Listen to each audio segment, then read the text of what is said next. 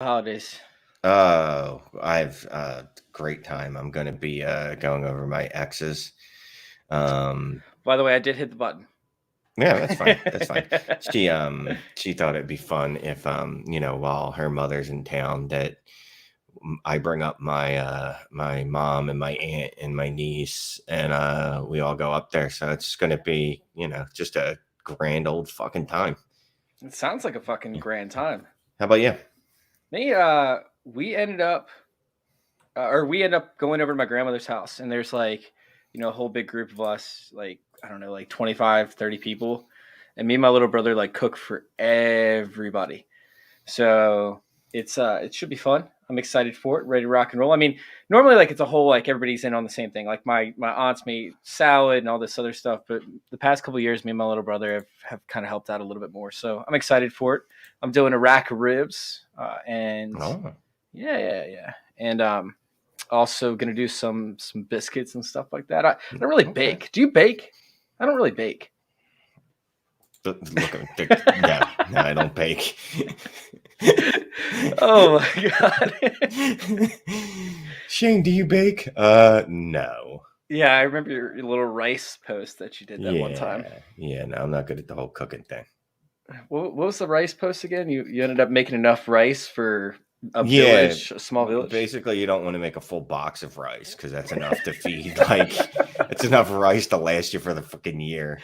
I still don't understand it either because you look at the box and you're like, it just does not look like it should be this much rice. But all right.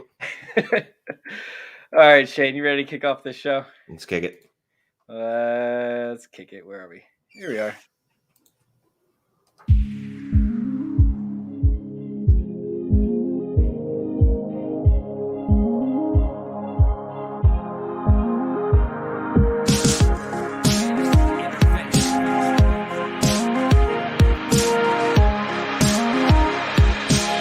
This is Fantasy Intervention.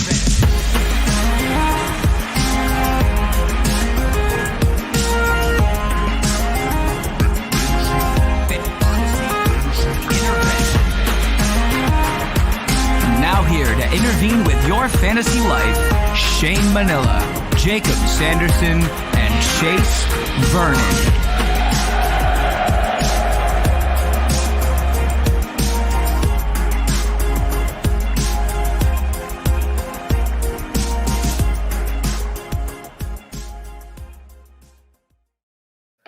What is up, everybody? Welcome on into another episode of Fantasy Intervention. Oh my God, I'm joined by Shane. What's going on, Shane? How you doing, man? Dude, what's this episode like 7,000? I think we're on episode 7,000. It might be 7,002 though. There were a couple episodes where I was like hammered, and I don't even remember actually going live. So I don't know if those count or not. I'm blacked out most of these episodes. I'm not gonna lie to you. Yeah, I don't. I feel like you could be from time to time. But now we're coming in hot. We're coming in hard. Welcome on in Fantasy Football Discussion, everybody on Twitter and YouTube. If you guys are watching on Twitter and you guys have some questions for us, go check out youtube.com/fantasy intervention.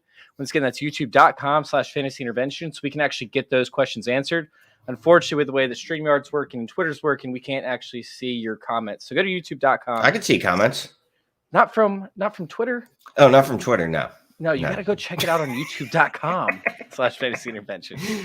So on the show sheet today, we have a few different things lined up. I'm going to go ahead and skip the recap from last week because it was absolutely brutal. The only guy that actually performed that we projected was going to perform was Adam Troutman, who went off and then ended up getting injured. So that was a big disappointment. However, we do have some things that I do want to talk about, a couple games that I want to highlight. And of course, we're actually going to be bringing in some of these questions into the chat as well. So if you're on YouTube, make sure you guys hit subscribe, hit like if y'all want. And yeah, of course, leave those questions for us. I see Mike, Giovanni, Dustin, Scott. I see all y'all commenting in the chat. So keep those comments coming, of course. And let's go ahead and break in this episode with last week real quick. Just a brief overview. I want to talk about the DOCE score, the dump-off containment efficiency score. This is a score that we developed to kind of tell when you can play pass catching running backs and when you can't. Last week, Austin Eckler went off up against the Pittsburgh Steelers, which I actually had the sixth best dump-off containment efficiency score. I believe he got like 2 touchdowns. He had, 6, 8 receptions, something along those lines. Are the Pittsburgh Steelers falling apart, Shane? Like, is this something that we're seeing, before our eyes, where this team, it held together as long as it could without an offense, and now that the offense is no longer even an offense, it's just a complete, dumpster fire, essentially? Are they just falling apart as a whole, or do you think the Steelers are going to piece it together throughout the rest of the season? TJ Watt was out, right? I believe so.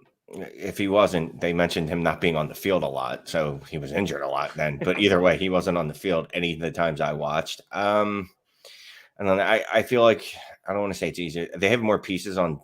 That's not true. They have pieces on offense too. It's literally just their line and their quarterback that's trash, which is pretty important. No, I don't think their defense is going to fall apart, but it does get.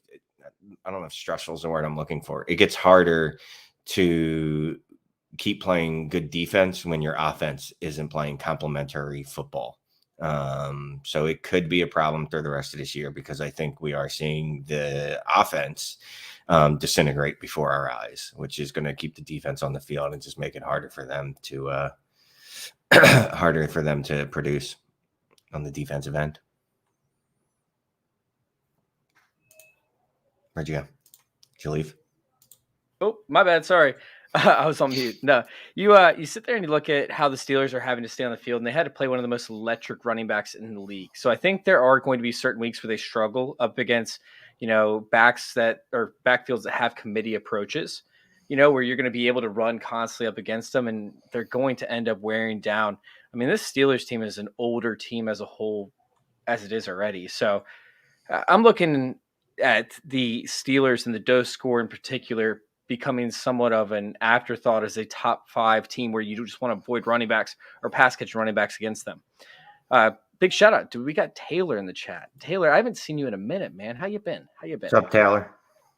And of course, we have a bunch of other people. Dylan McNay's in the chat. We got some good questions in here. We do. You want to start out with the question real quick before we hop on to our next DOCE score? Yeah, I like this Ayuk one. But we could do this. We'll do this one and then we'll hop on. Yeah. Hunt, Andre Hillard. Oh, I'm sorry. I should read the question out loud for the people not watching. There you go. Okay. Mike Peterson asks, I have Kamara out again, have CMC and need my RB2 and a flex. It's got Hunt, Ramondre Stevenson, Hilliard, Bateman, and Corey Davis. I'm sticking Hunt in there, even though he's in it's funny. I don't know what's going to happen with Ramondre. He looked really good last week, but he had 10 touches. 6.0 yards per carry is great and all, except we don't get fantasy points for yards per carry. It's just going to be split between him and Damian Harris. So I'm going to stick Hunt in there, who, again, even if he's in a split backfield, he has a designated role, and that role is scoring touchdowns and catching passes. If you have to start someone else, I'm just going to keep going back to the Rashad Bateman well. The targets have been there, assuming Lamar Jackson plays. The targets have been there. He just really hasn't converted them yet into any big fantasy production. What do you like? You're on mute again, Chase. I definitely did not hit mute that time. I have no idea what's going on. Are you muted? Are you muted me? Like, I'm very confused. I can barely figure out how to mute myself, let alone you.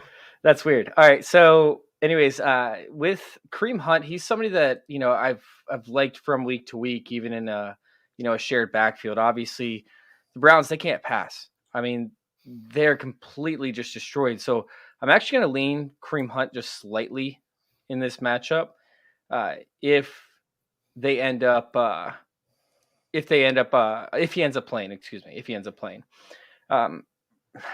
But I mean, outside of that, like I think if he does not play, you have to go Bateman or Corey Davis in this matchup. And Bateman, we don't know what's happening with Marquise Brown. Even if he does play, he could be more of a decoy. I'm going to go Bateman in this one. He's seen the targets necessary in order to produce. All right, let's go ahead and bounce over to Giovanni or Hovani.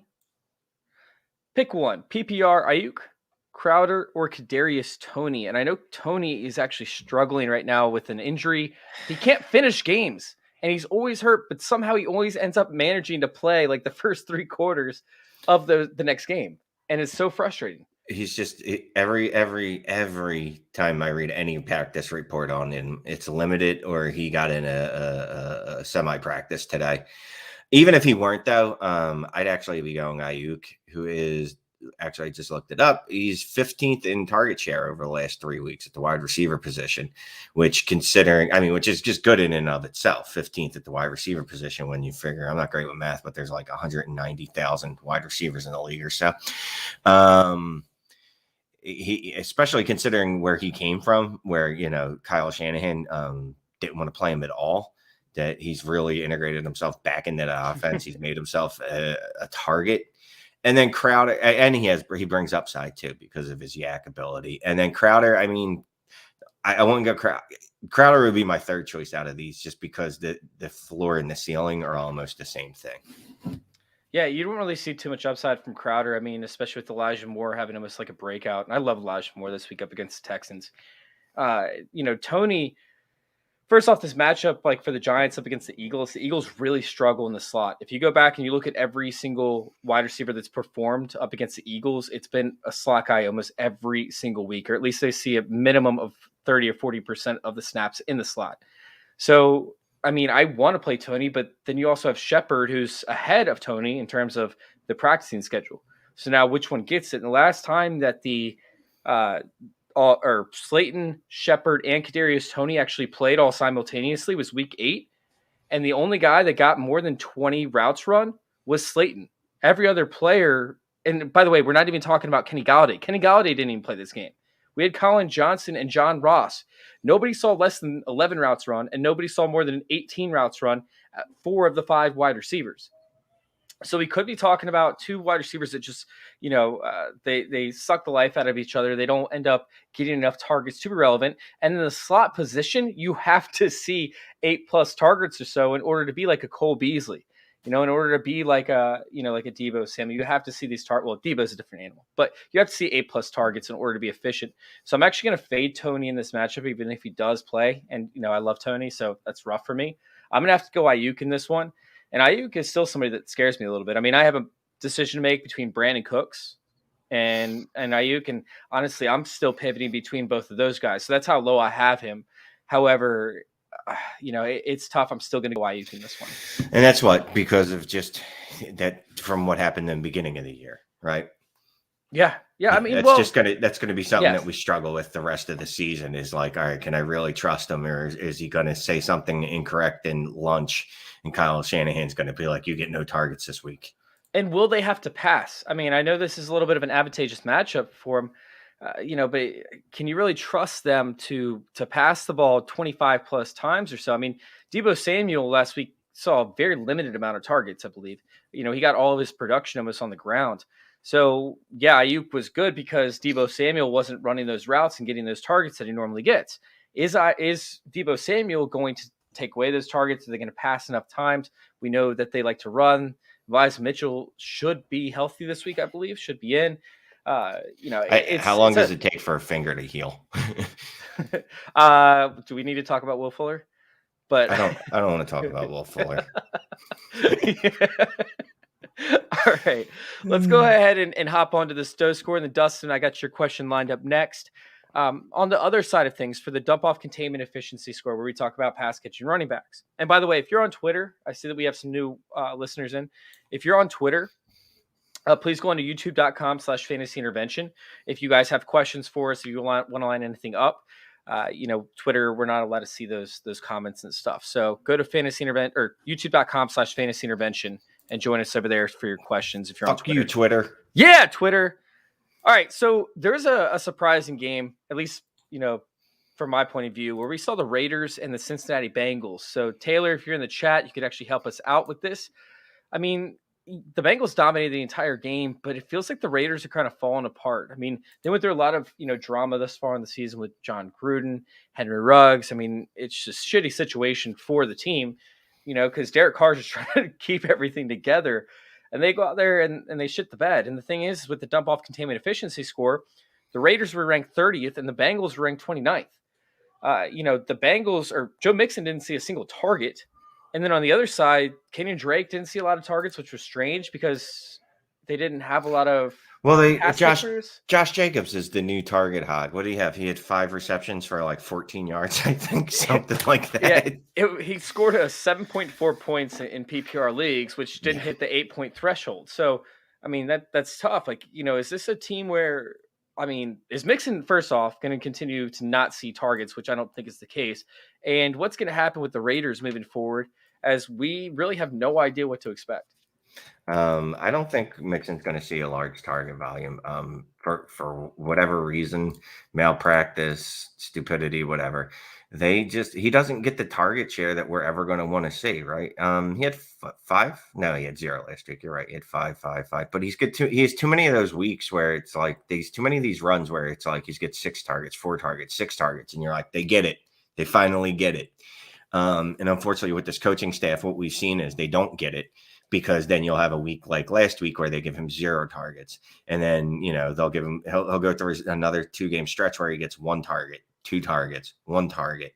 They take him off the field on third downs. A lot of times, I'm not sure why. I guess my only thinking is maybe their offense is built in a way that they're like, look, we have Jamar Chase, we have T. Higgins, and Tyler Boyd. Okay.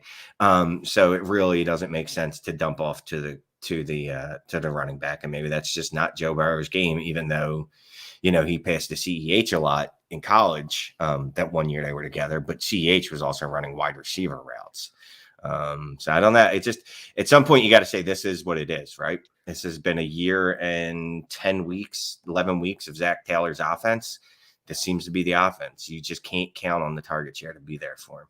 It's funny, Shane, is every team that Joe Mixon has seen those targets and scored double-digit fantasy points has been up against a team that's bottom 10 in the DOCE score. So, that's why I went with, Joe Mixon so heavily this past week. Mm-hmm. Joe Mixon did let me down. But at the same time, I still expect him to see receiving work because they take advantage of teams. It's like they're watching the DOCE score or something. Like the Miami Dolphins and Myles Gaskin. It's like they look at the DOCE score and they just know. They're like, oh, we can pass on this team. Yeah, and our buddy Scott Connor in the comments noted that targeting Mixon's not a focal point of their passing game. Never has been with Burrow or Taylor. He checks, Boyd and Uzuma. I don't know why I called him Uzuma.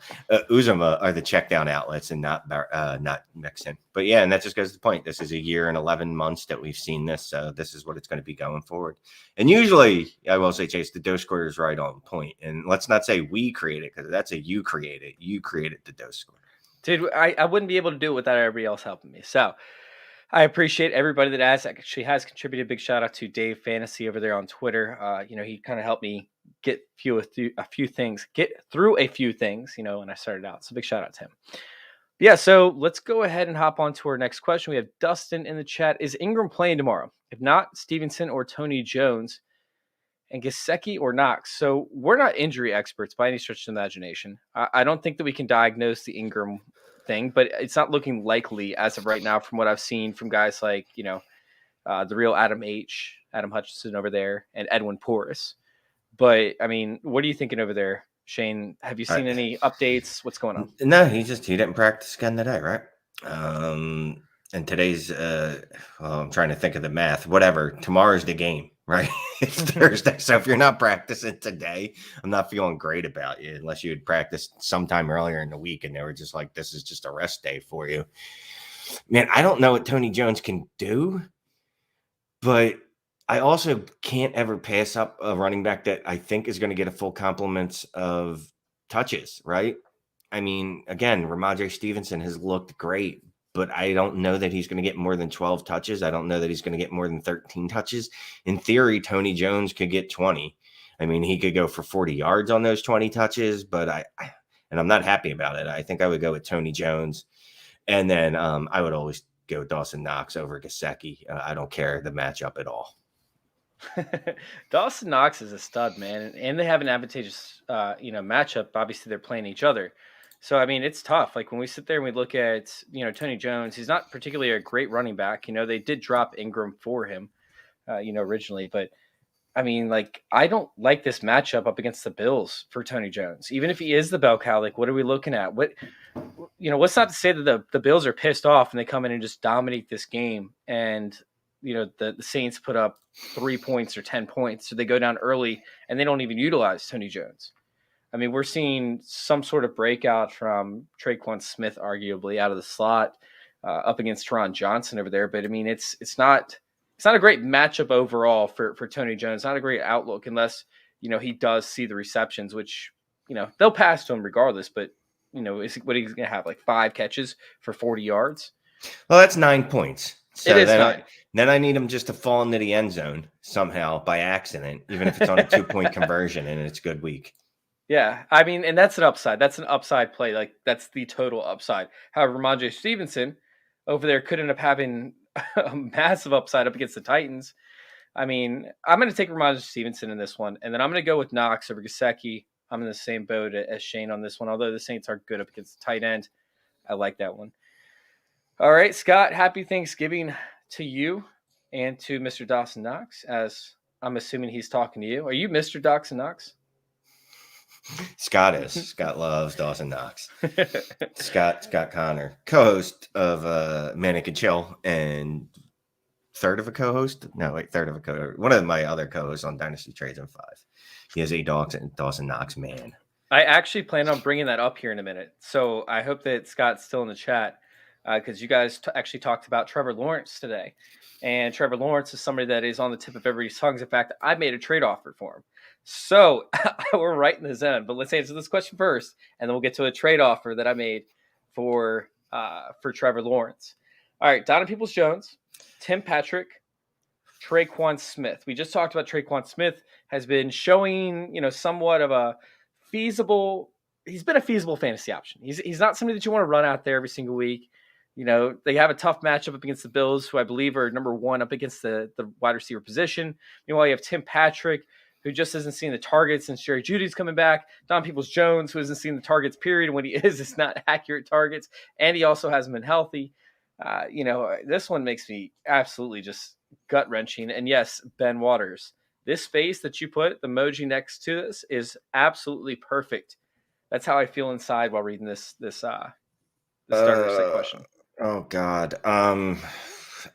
Jesus. I can't pick any pass catchers on the Browns. So DPJ is automatically eliminated.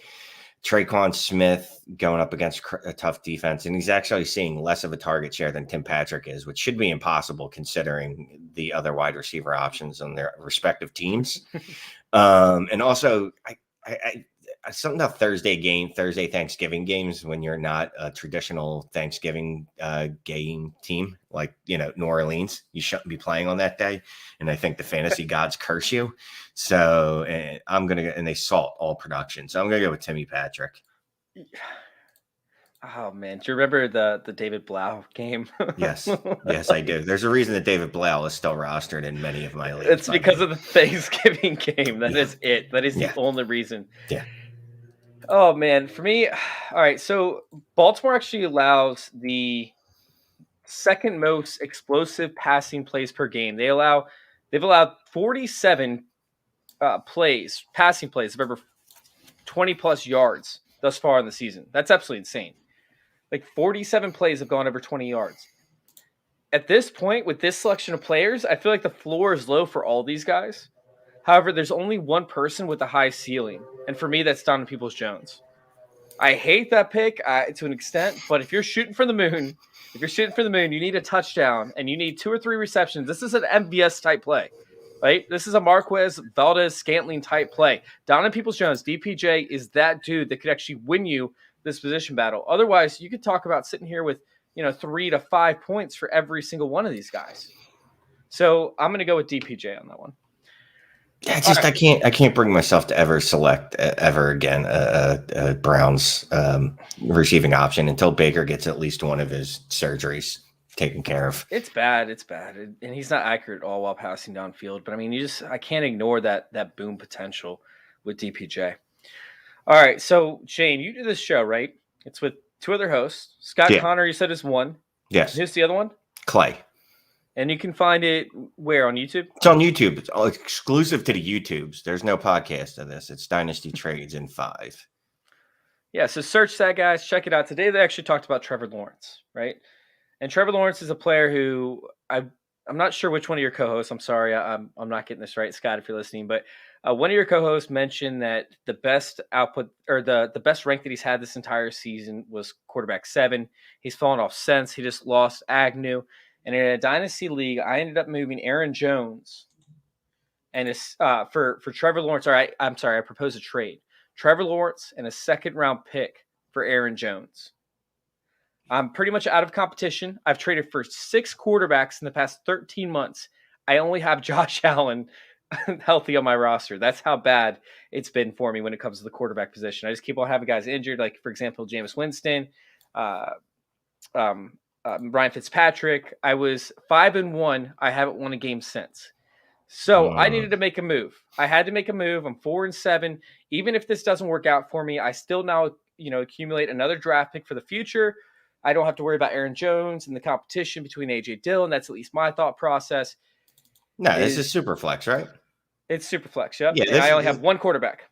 This is slam dunk. Even though T-Law we're all a little concerned about, and then also in the video, if anyone watches, Scott gives us reasons to not be so down on him.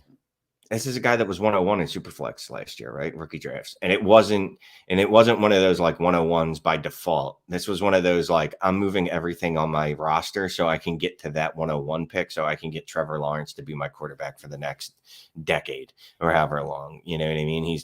He was compared to Andrew Luck as a prospect. He's having not having a terrible year, but you encapsulated the issue perfectly when the first thing you said about him is that he just lost Jamal fucking Agnew for the season. That shouldn't even, like, you know what I mean? Like, that shouldn't even be, that should be a who? Like, what? That's his 7th. You know what I mean? Like, that's his 7th most targeted player. He was a punt returner and a cornerback. Yeah, he wasn't even a wide receiver. 2nd most targeted player behind fucking Dan Arnold. Like, that's all you need to know about that roster. Look, Marvin Jones is a nice ancillary piece. Like, he's a good 3rd wide receiver on a roster. They don't have a wide receiver 1. Laviska Shenault is not it. They use him as a gadget trick player and not even good at that. DJ Chark went down.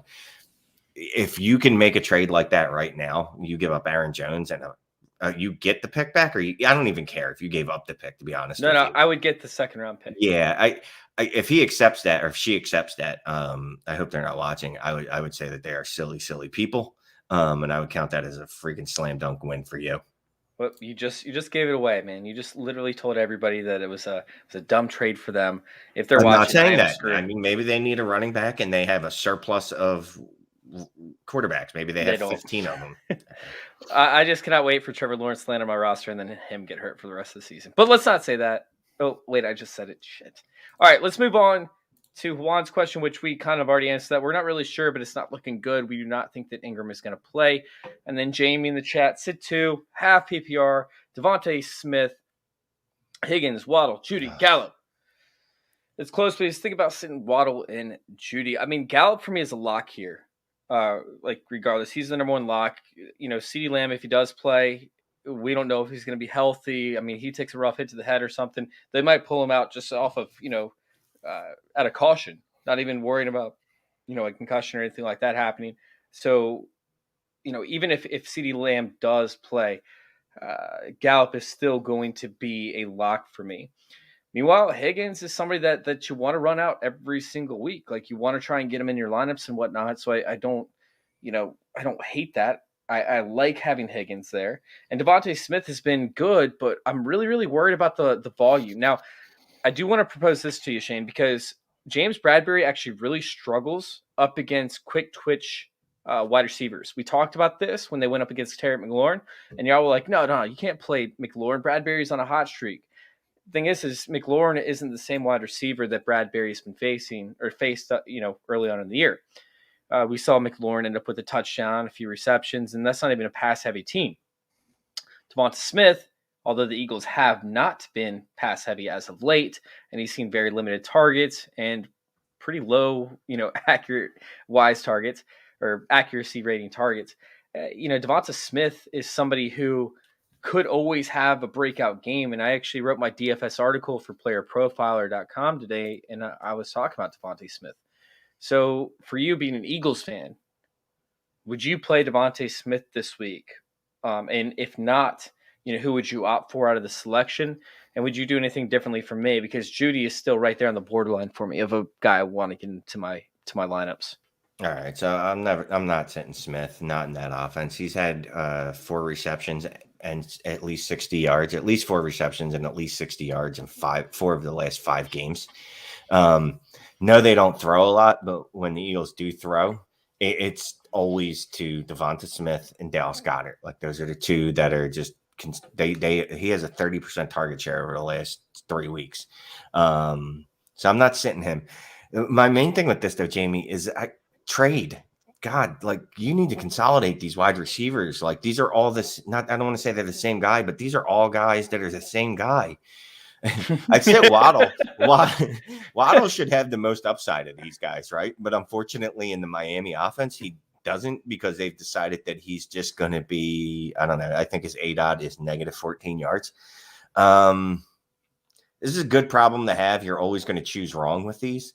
Anything I tell you is going to end up being wrong. Scott Fishbowl. This is too reminiscent of the Scott Fishbowl so far this year for me. I mean, I don't want to sit Judy. Judy's the alpha in Denver. Like all the target share is him. I don't want to sit any of these guys. Go find someone else to sit. I don't know what to tell you. I'm not sitting anyone. Go make a trade. I see if you're on sleeper, you can sneak one of these into the running back position because for some reason there's a bug with the sleeper system and you can do that sometimes. So see if you can slide one into the running back. But if you're going to force me, I'll sit Waddle and Higgins, even though, again, I don't want to sit anyone. You on mute again? You're on mute again. What the hell? This is no, I don't know what. I don't know what I'm doing. All right. Anyways, I did have a question real quick come in from, wait, where are we? Here it is. Dylan, I was talking about the DOCE score earlier. It's DOCE. It's the dump off containment efficiency score, which actually ranks your ability to play pass catching running backs up against certain defenses. So if you go to fantasyintervention.com/DOCE, you can actually find the DOCE score. It's been hitting at an 80% rate or higher in all but 2 weeks thus far since we started grading it in week 4. I mean, we used it from weeks 1 through 3, but we started grading it in week 4, and it hit on 6 out of the 8 weeks at over an 80% hit rate. So go check it out, fantasyintervention.com/DOCE. So what's the short answer? Short answer is it's if you're looking for running backs or flexes to put in, go check out the DOCE score because it's going to help you with that. Yeah. There we go. You're so sensible, Shane. All right, so I want to know real quick before we hop on to our final segment, we answer a few more questions because we still got questions lined up, and we'll get to all those questions. I want to hear from you about the Nagy news, right? Because Nagy was supposed to get fired according to, I think it was patch.com, which I don't even know what the hell that is. What the fuck is patch.com? He had a blue Twitter. He was verified. Remember when that used to matter? I don't mean to salt on anyone that, I didn't mean to say it like that. It used to, but like when someone was verified before, I used to go, oh wait, they're a fucking like journalist. Like they have like, you know what I mean? Like not that us fantasy folks aren't journalists, but like we don't have intel with the teams. Like you used to see a blue check mark and go, oh, that guy is a beat writer, or you know what I mean? He covers the team, so he knows inside information. Now the blue check mark doesn't mean that anymore. You know what I mean? Because they've expanded who gets it, which is great for a lot of in the fantasy community. It's just, I used to really kind of rely on that to be like, can I trust this news? And I mean, anyhow, so this is my thing with that news, right? It's like the ownership didn't come out and deny it until today. I mean, they came out 2 days ago, 3 days ago. Like, why didn't they come out right off the bat and said, hey, that's not true? Why did they wait for so long to actually say it until this afternoon? I mean, are we talking about a possible fire? Maybe might not happen this week, because I thought it was weird they would say it and then plan to fire him after this week. I know it's a short week, but like they're playing the Lions, and there's a chance that the Bears blow out the Lions, and then you're firing him on a win? That would make no sense to me. Yeah, I think they're just putting it out. Look, he's getting fired at some point, right? I mean, that's the long and the short of it. He's starting to, because you can already see that there's articles coming out how the ownership forced him to start Justin Fields, even though he didn't want to. And, I'm sure that's his agent or him leaking that out there so it can look like a defense as to why he didn't create an offense for Justin Fields, I guess. I'm not really sure how that makes him look better, but you know what I mean? He's going to get fired. I hope it's sooner than later, because the longer he's there, the more damage he does to Justin Fields. And I need him to just go away immediately. If he loses, to Detroit, I think you have to fire him, right? I don't think you have a choice. If he loses to Detroit, he's done. But what if he won against Detroit? That would be super awkward. What's he get? One more game? I mean, that's where we're at with them, right? At most, it buys them another week.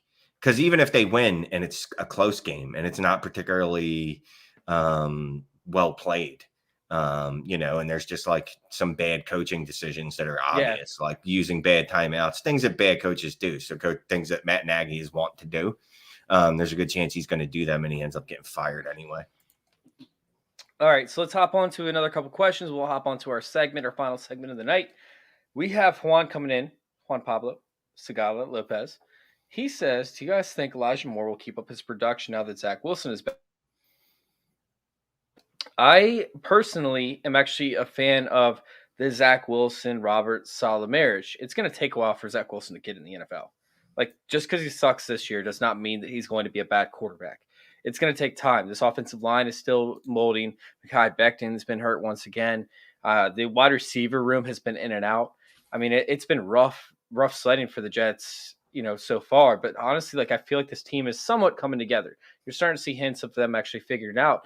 And with Zach Wilson, he actually had the highest completion rate of quarterbacks for passes that went 30 or more yards. Now, I understand that that's not, indicative of what he does in the NFL because he was in a super easy conference. But either way, he still had the highest completion percentage since 2012 of quarterbacks with passes of 30 or more yards on the field. Then you look at the offense they brought over with Mike LaFleur, right? The Shanahan offense. And the Shanahan offense, over the past 2 seasons, the 2 quarterbacks with the best deep ball completion percentage, we have Nick Mullins and we have Jimmy Garoppolo. Nick Mullins was 2020. Jimmy Garoppolo is 2019. What is Elijah Moore? What do they want to utilize Elijah Moore for? I think it should be more out of the slots, but obviously they have Jamison Crowder. So they've been using him for the long bombs in a lot of different instances.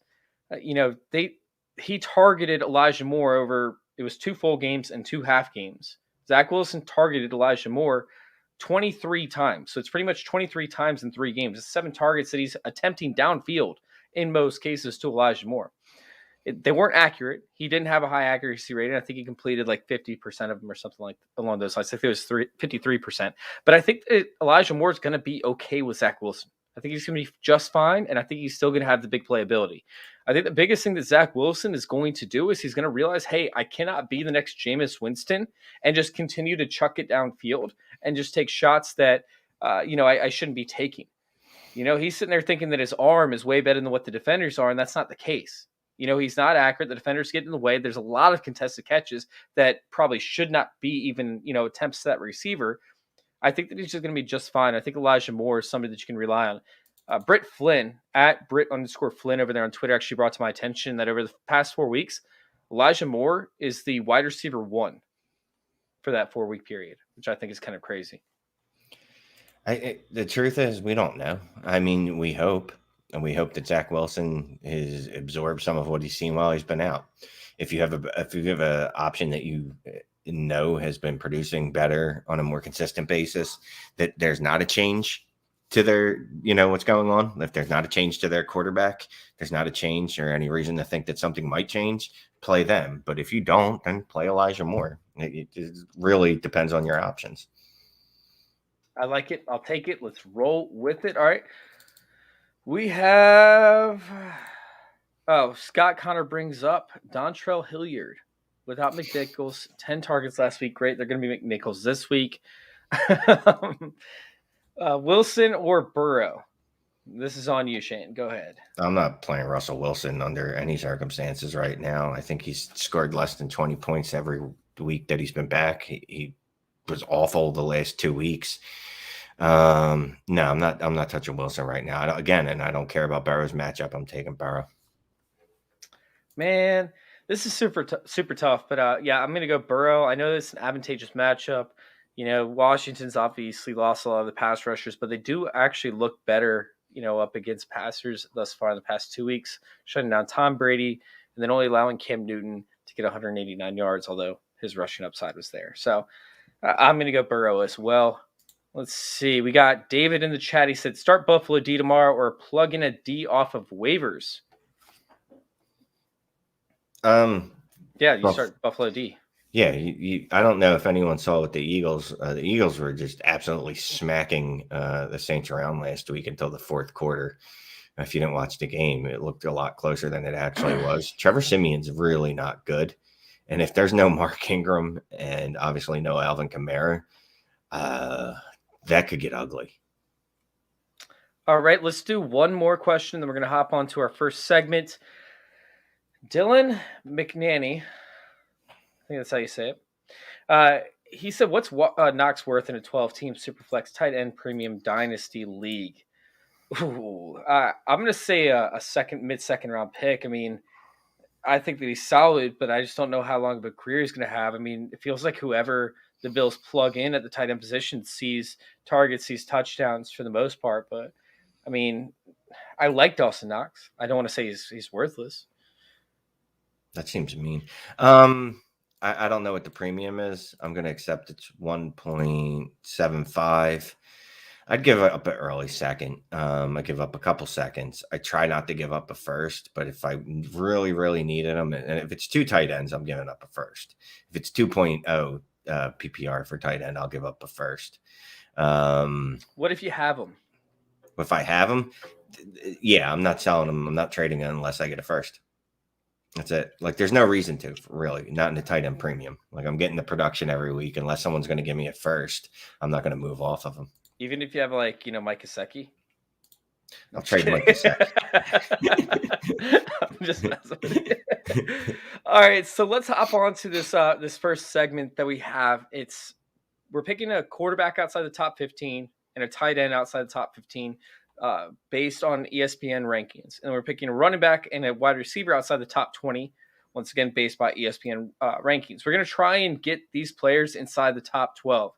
Last week was brutal, absolutely brutal. And honestly, it had a lot to do with like the game flows and the injuries, such as the one to Justin Fields. But regardless, we didn't hit. So we need to hit this week. We need to hit because Jakob is not here to participate. This is our first week without Jakob doing this, and we both need to smash on every single one of these picks. And I feel like I should have taken somebody else because Jacob's not here, and I kind of wanted, to leave a little bit of an open window by going with, I think, Carr's ranked at 16 for the quarterback position. But I'm not going to do it. You know what I'm going to do? I'm going to start out with Trevor Lawrence. Okay. We talked about him earlier. I feel like he is a strong play in this matchup up against the Falcons. If there was any chance for a rookie to get right, it's this week up against the Falcons. And honestly, like, Shenault has been misused, right? He's been miscast in this gadget role. Shenault should be catching passes, not downfield, but at least 6-7 yards downfield out of the slot position, being left one-on-one with smaller corners, being left on one with slower linebackers. I don't think Shenault is the greatest flex option to ever come out of this. I wasn't a Shenault believer prior to the season. However, I do think he's being misused. And if we can get him a little bit further downfield because Agnew's not seeing the targets, I think that Trevor Lawrence could actually benefit from that and benefit from the yards after the catch that Shenault can get. So I'm going to take this Falcons matchup. I'm going to take Isaiah Oliver in the slot, and I'm going to hope that Laviska Shenault just lays the hammer down on this Falcons team and take Trevor Lawrence in the rushing upside, because guess what? They've been arguing about them using the RPO more often, and they had a meeting on Tuesday or on Monday. They're talking about using it this week, so we could see a significantly higher upside. It's possible. I'm not saying it's guaranteed, but it's possible we see a significantly higher upside from the rushing capabilities of Trevor Lawrence. And the Falcons are absolutely they're horrid up against rushing quarterbacks. They over pursue because their defense is bad, and it leaves the back end open constantly. Well, yours is a really thought out argument. Just because no matter how much thought I put into it, it seems to end the same way. I'm going with Tua because why the hell not? Basically, at this point, looking at the matchups for the bottom, anyone outside the top 15, it's not pretty. It's like not. The best in quotes, is probably the Derek Carr one, but yeah, that team's just falling apart. I mean, Philly's defense is really good. They're gonna really good's a strong word, but they're good. They're gonna maul Daniel Jones. Only other guy I can think of besides Tua is maybe Jimmy Garoppolo. Yeah, Jimmy G was the other one I was looking at as well. Yeah, you know what? Let me revise that. I'm gonna go with Jimmy G. I don't like Jimmy G at all, but the offense is firing on all cylinders, right? And if Elijah Mitchell's back, that means Debo can go back to being a wide receiver. And so maybe Jimmy can get some passing touchdowns and not have Debo hoover all the yards on the ground. Yeah, Jimmy G was up there for me. Pretty much everybody you just mentioned, was an option. Daniel Jones being the guy because Jason Garrett got fired. Maybe the offense sees a little bit of a boom. But, yeah, Philly's defense definitely worries me a little bit. I think this could be a shootout, to be honest with you. But either way, I'm not taking the shot on Daniel Jones. So I like both those picks right there. I like, your pick right there with Jimmy G. All right. Running back. Running backs. You ready for the running back? Oh, you know this one's easy, right? There are a lot of running backs, actually. 21, Miles Sanders. This is the week, baby. There is no Jordan Howard in his way, right? There's only... Oh, wait, Boston Scott and Kenny Gainwell, the ghost of Kenny Gainwell, who no longer plays. This is the first time, right? The first week that we're going to get to see Miles Sanders as the only real back in this new run-heavy approach. Like, I expect Boston Scott to see 8 touches. I expect Kenny Gainwell to see 4. But if Miles Sanders does not see 15-plus touches this week, first of all, just give up on him. But this is the week. It's finally going to happen. I think he's going to dominate touches, hopefully dominate targets, hopefully not start playing basketball and dribble the football on the field again. But this is the week. I'm feeling it in my bones. This is the week it happens for Sanders. I'm on board with Sanders. Actually, Sanders is part of my DFS piece that I did, thinking that he could actually offer some plays in this offense. And honestly, I don't think that he has to do it necessarily in the receiving game, which I liked for him previously, before the start of the season, I should say, when I thought they would dump it off to him at least, 12% of the time. But I like this pick. I think that Sanders is definitely a great option, and I would have taken him if I realized that Jordan Howard's out. I obviously did not read the injury report. So I'm going to be taking – oops, sorry, I left this up on the screen. I am going to be taking – where do we have it? Javonte Williams up against the Chargers. Chargers are very susceptible up against the run. You can't pass up against the Chargers. Teddy Bridgewater has been a shell of himself. I'm sure that they're going to not really let him pass at all. Mike Davis or whoever's playing the slot over there, I think they've been switching it up somewhat, but I think Mike Davis is Mike Davis on the outside. Who's the guy from Denver that they brought in to play slot corner? Oh, I'm not going to know this. I know who it is. I can't think of it right now. Anyways, the Denver's defenses look great. The slot corner over there is solid up against the wide receivers. So Jerry Jeudy, might have a little bit of a tough time. I still think that Jerry Jeudy will get the touches, but I think Javonte Williams leads the way. Sees over 100 yards on the ground, possibly a touchdown as well. And maybe 3 to 4 receptions in this game, as the Chargers are actually very subpar up against pass catching running backs. I'm looking at Javonte Williams as a must play this week for anybody that has him rostered, and a possible top 5 guy, top 5 finish, at least for the running back position. Lock in Javonte Williams, people. Lock in Javonte Williams. It's going down. All right. Let's answer this question real quick to get us started on the wide receiver position, because we have the wide receivers next. Joshua by Mamiller asks, I hope I didn't. I'm pretty sure. I'm pretty sure that's one of the worst ways you could have pronounced that name. By Miller. I'm the names guy. You know that. So it's by Miller. Oh God! Just ask him to say 2 his last name. All right. Who would you start between Mooney, Renfro, and Pat Freiermuth? How could dude? It's Mooney. It's not even close, especially if Allen Robinson doesn't play. I don't think he's going to. Is he? Yeah. Has he already been ruled out?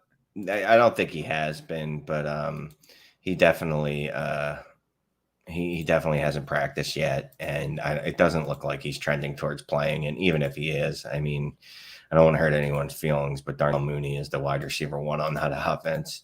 He had a ridiculous 16 targets last week. It's just absurd. That is that's insane. Like, Yeah. is that the most amount of targets to a wide receiver in the season? Or did somebody get 18? I feel like somebody might have gotten 18. I'd have to check, but it's definitely up there. That's definitely a stat worth tweeting about. But yeah, it's Darnell Mooney, and I like Hunter Renfrow in this matchup, but Darnell Mooney is so much further ahead on this one, especially in PPR. All right, what's going on? Jamie and Helena once again. Her elimination league pick between Bateman or Mooney to play this week has the most upside. Once again, I'm leaning towards Mooney. I don't even really think it's too much of a question. I like Bateman okay. I'm not a big Bateman fan, but I like Bateman this week. But, I mean, Mooney is a wide receiver 1 candidate this week, if not high-end wide receiver 2. I don't see how you could go too many other ways in this matchup up against the Lions. I mean, it's insane. All right. Well, let's see. Oh, by the way, Scott mentioned that we have Dynasty Trades in 5.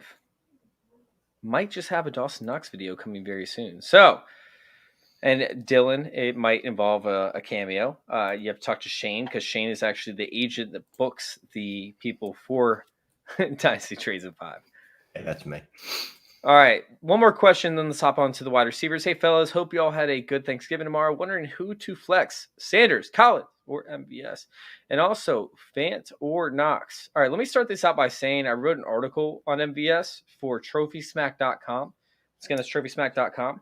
If you go to the Smack Zone up in the top right-hand corner, you'll actually be able to check out our articles. And, I mean, honestly, like, the hate that I have for MVS this upcoming week is unreal. I mean, we talk about a team that doesn't allow explosive plays in a matchup that is not advantageous. I mean, the Minnesota Vikings, they went up early on the Green Bay Packers, right? And Aaron Rodgers was forced to attempt deep balls time and time and time again. And yes, MVS ended up hitting this week because of that reason. However, I don't see the Green Bay Packers going down early this week. I really don't see them, passing 40 times or whatever Aaron Rodgers threw for this past week. And it's not going to be much of a shootout in terms of, a high scoring game. MVS is not an option. Plus with Allen Lazard coming back and you still have, Cobb and AJ Dillon catch passes, of course, on the backfield. I just don't know where they're going to use MVS. If you want to take a lottery shot, if you want to take a deep ball, MVS will probably see 3 targets. But I mean, over the past 3 seasons, he's only seen more than 4 targets 3 times. He's averaging 1 game per season that he sees over 4 targets, and this past one just happened to be one of them. I like MVS for DFS purposes, but when it comes to your season-long leagues, fade MVS. That brings us down to Collins and Sanders. I'm taking Sanders because we talked about his breakout potential. Shane, do you have a different take on that? No. I like MVS. I like him a lot more when Allen Lazard isn't there. Lazard's playing. It's not really a question. And Collins has been playing awful. I'm just waiting for Travis Homer to take over that backfield or whoever the hell else is out there. DJ Dallas, maybe. Dallas. He got the touchdown last week, I think. All right, Fant or Knox this week. Dude, I like Knox, but Fant has a phenomenal matchup up against the Chargers, who I believe are the worst team, or at least bottom 5 up against tight end position. Fant's going to hammer some shit home this week, I think. I also like Albert O to an extent, but I've given up on trusting Fant. I mean, it's not even him. I love Fant as a prospect. He was my tight end 1 coming out when he came out, but I just don't see it. So I'm going to go ahead and why would I do that? I'm going to go ahead and play Dawson again. I feel like I've been forced into a lot of these Dawson Knox situations today. Oh, man, you better get Dawson Knox on the Fantasy 5 show. All this love you're showing, we better put together a highlight clip and bring it to him. I'm still going to take Fant this one. In PPR, Fant has that big game potential, and I understand where you're coming from, Shane. I really do. Like, he's let you down. I did a study where I took all of his receptions, and 36% of his receptions, or his yardage, came on 3 receptions last year. 36% of his yardage. The one of them was like the Browns one. You remember when he broke like 3 tackles? It was ridiculous. Yeah, so and it was something like 40% came on 5 total receptions. So That's not good. That's not good. All right, let's hop on to wide receivers. We have Michael Gallup for my pick. The wide receivers there's a plethora of wide receivers at this position, to be honest with you, that could absolutely go off. And Michael Gallup, regardless of CeeDee Lamb, if CeeDee Lamb plays or not, Michael Gallup should be a smash play. I mean, we talk about back in 2019, where before they drafted CeeDee Lamb and he finishes like wide receiver 17 or something along those lines. He actually out-targeted in a per-game basis Amari Cooper. He's a very good wide receiver. Didn't start great for him last year. It just felt like Dak Prescott was never looking left because he was like, "Oh, I got CeeDee Lamb. I got this precious little toy over here. I'm going to play with him all day," and just completely forgot about Gallup. Well, that's not the case this season. Since he came back from injury last week, it's something where Michael Gallup is easily could be the wide receiver 1 of the week, and most likely going to be a top 20 option. But I mean, top 12 isn't. I think that's a pretty easy margin to hit for Michael Gallup against the Raiders. Agreed. I don't really have anything to add to that. Sorry. Who do you got?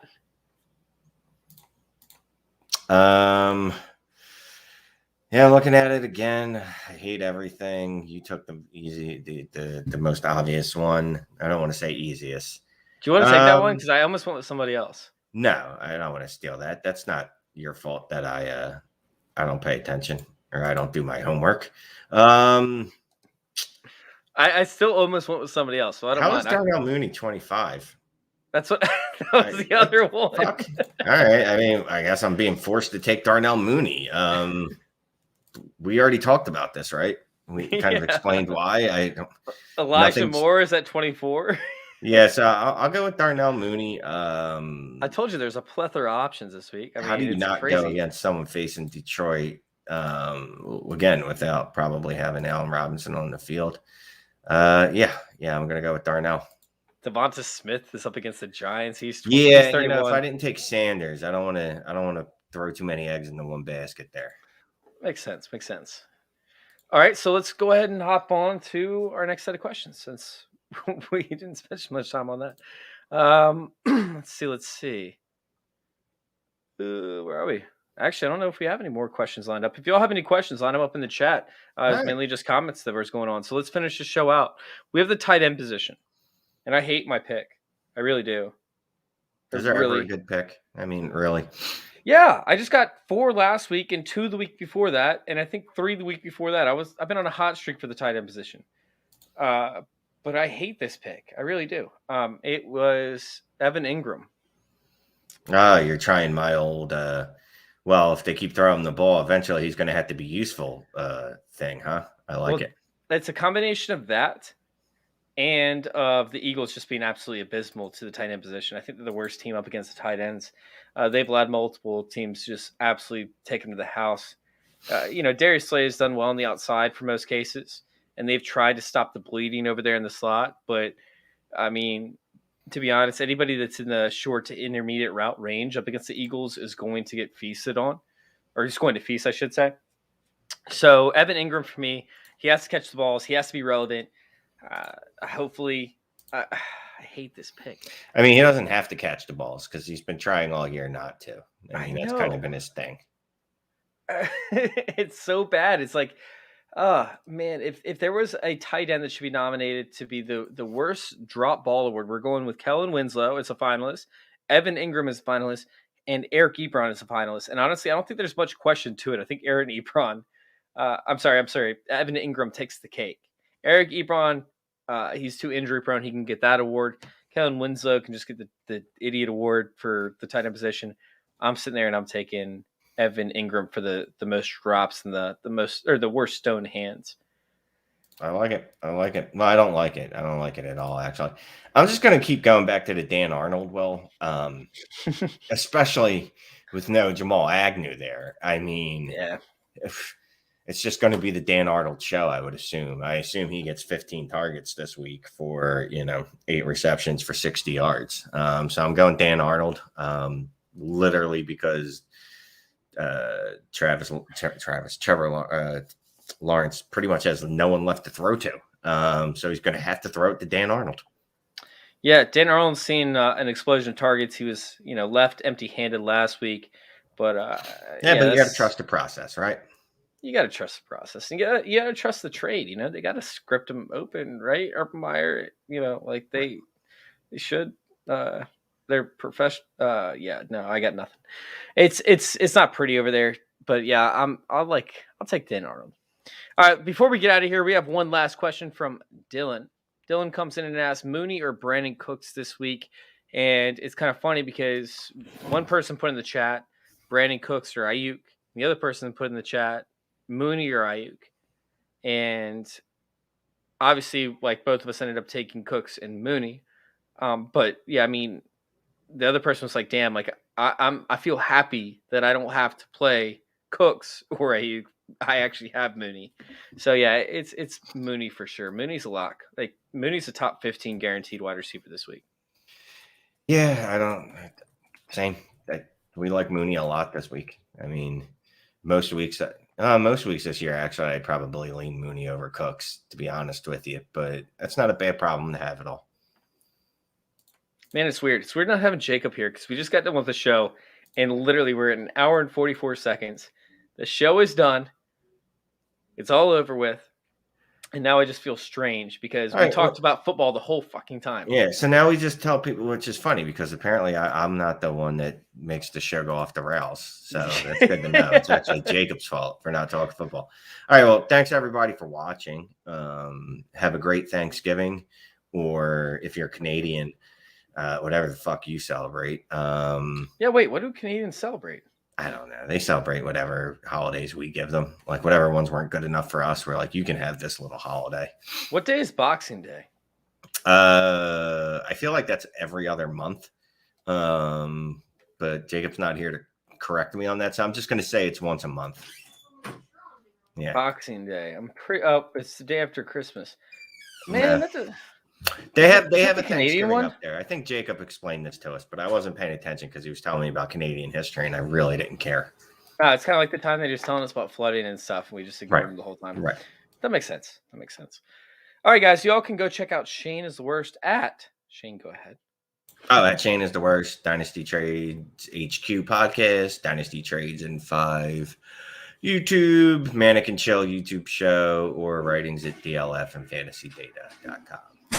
Very nice. Y'all can go find my content over there at fantasyintervention.com, the DOCE Score at fantasyintervention.com/DOCE. Go check out which pass catching running backs you can play in this upcoming Week 12 matchups. And then trophysmack.com. If you guys use promo code CIRCLE, you guys can actually get a free ring with the purchase of a trophy or a title belt. The ring is valued at $60. Use promo code CIRCLE at the checkout. Make sure your ring or your trophy or your belt along with your ring is in your cart when you go to check out. And then, of course, playerprofiler.com, youtube.com/fantasyintervention, and on Twitter at @FF_intervention. Thank you guys for listening. Thank you all for letting us intervene with your fantasy football life. We're out.